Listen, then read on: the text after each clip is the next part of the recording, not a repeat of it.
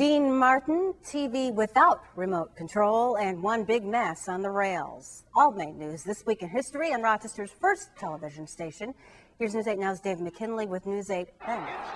10 years ago this week was when the NFL came as close as it ever has to forfeiting a game before its completion, when rowdy fans at Giants Stadium unleashed a barrage of snowballs onto the field. 15 people hurt, 200 ejected, among them a fellow named Jeff Lang, who made national headlines because he was the guy who got singled out and arrested after officials identified him from a newspaper photo snapped during the free-for-all.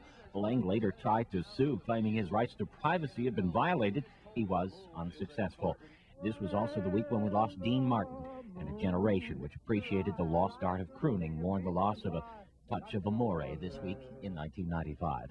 20 years ago this week, when it came time to swear in a new batch of city school board members, there was among them one who's still very much in the news today, and that is current city councilman and ferry board president Ben Douglas.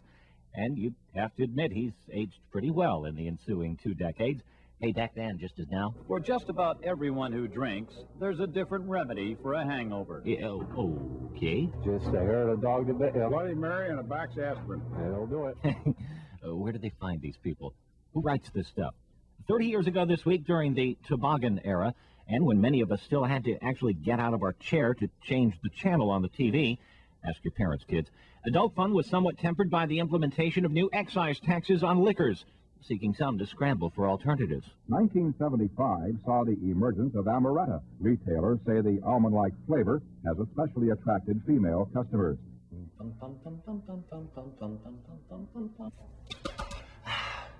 Well, you can't blame a guy for trying. 40 years ago this week, all 15 cars of the New York Central's Cleveland Limited tumbled from the tracks near Corfu in Genesee County.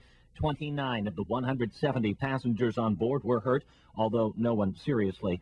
By the way, in those days, little boys were just as happy with a fire engine which didn't light up or make noise, and little girls could still find fancy in a dolly which didn't talk or dance. Oh, and a simple runner sled would do you just fine on the snow-covered slopes of the days of News 8 then.